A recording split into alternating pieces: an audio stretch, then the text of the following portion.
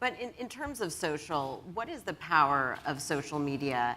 I know there's been a lot of talk about the role of social media in television, but what is the role of social media for you, both in film and then with The Walking Dead?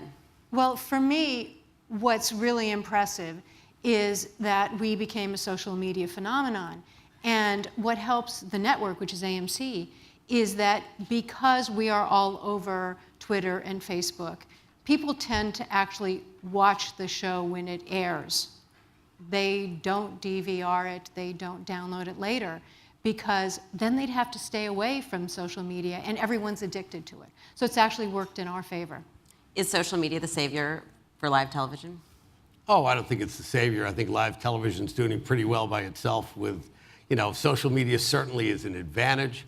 It's certainly, when you look at something like the Grammy Awards or the Super Bowl, the percentage of people who are talking to other people while they're watching it makes it a much more communal experience.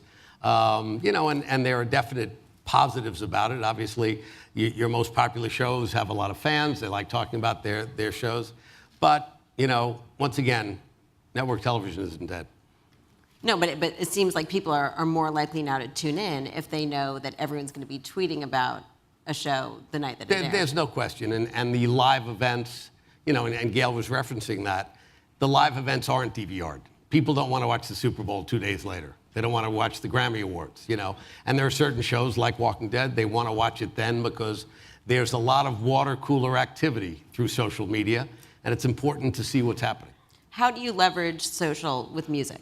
Well, I think you use it in a lot of ways, but I just want to hit one point on social media. The only good news about being my age is I have pattern recognition. And word of mouth has always been the best advertising.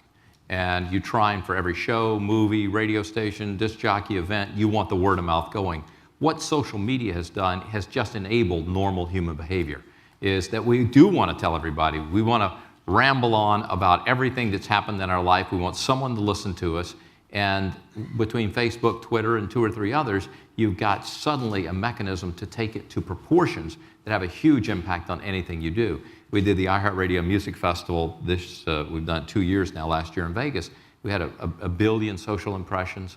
It was trending 2 nights in a row. And you go, you know, that sort of makes the legend of an event. It wasn't quite that big the first year. Second year, it hits that level. I suspect third year, you have just the word of mouth and that kind of social activity propelling it through. And if we sold out the concert this year in less than 10 minutes, I suspect we'll do it in less than 5 for the next one. And I think that's the power of what you've got going, is you just got this incredible concentration. Now, the bad news is, when it's bad news, it travels a lot faster and it's a lot more brutal. And people sort of forget the downside of that. When I ran Six Flags theme parks, we used to say if we let somebody get out of the park who had a bad experience, they would tell 100 people about the bad experience. So we had all these mechanisms to try and get their problem solved before they walked out the gate.